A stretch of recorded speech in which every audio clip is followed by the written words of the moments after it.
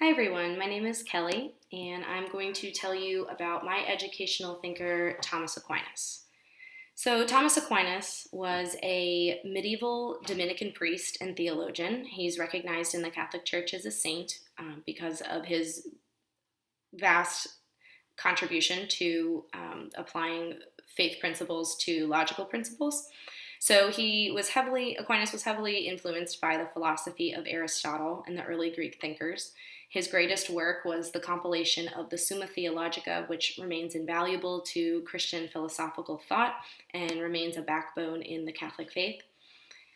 Aquinas is famous for producing the five ways, or proofs for the existence of God. So he took Aristotle's idea of an uncaused cause or a first cause and applied it to his own faith. So he took logical reasoning and applied it to biblical scriptural foundations.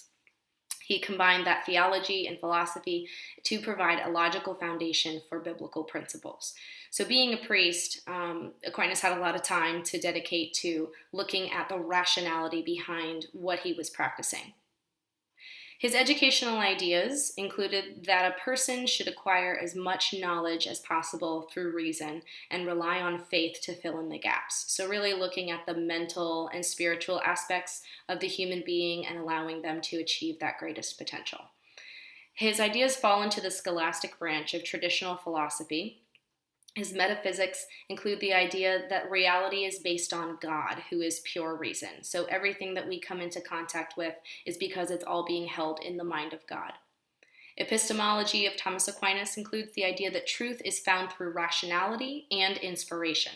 So it doesn't discount that observation and logic can definitely allow a person to zero in on certain truths in the world, but it also recognizes the inspiration as a source of knowledge. So divine revelation through scripture would be part of that epistemology.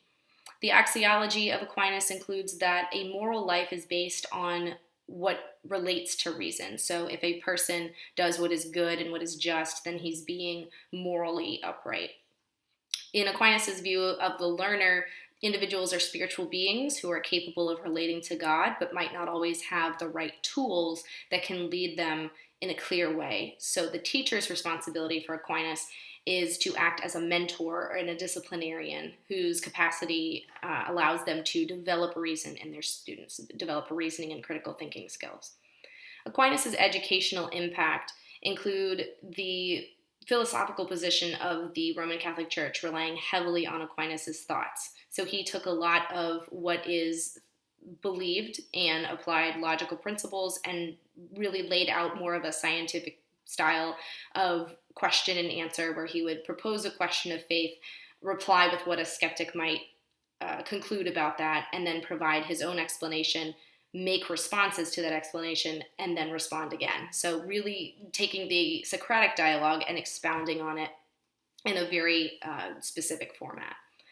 Aquinas also provided the foundation for neo-scholastic branch of traditional philosophy, really laying the foundations of that. Even though he was a religious man, even secular neo-scholastics recognize Aquinas' contributions.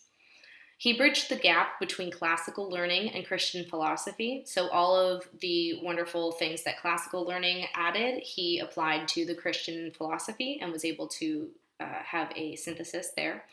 And Aquinas provided rational expansions and explanations for matters of faith. So really getting into the questions of why do we believe in God, and where is the proof, and where's the evidence, and what about different elements of faith. But he's not without his critics. So most notably, John Dewey recognized that in theory, Aquinas' ideas are great, but when you put them into practice, things start to get a little bit more difficult. And the Knight text also recognizes that Christian philosophy tends to stress over the neo-scholastic focus on the mental and intellectual side of human beings, but instead neglect the other elements of human experience. So they criticize Aquinas' viewpoint as being a little bit too vocation-based. So really, most people aren't going to be getting a theology degree, so his style isn't always as easy to blend with other educational endeavors. My personal critique is that because Aquinas was a medieval theologian and philosopher, sometimes translating those ideas across the centuries doesn't always work. It can be outdated. So the theory and practice idea that Dewey proposed isn't always easy to achieve.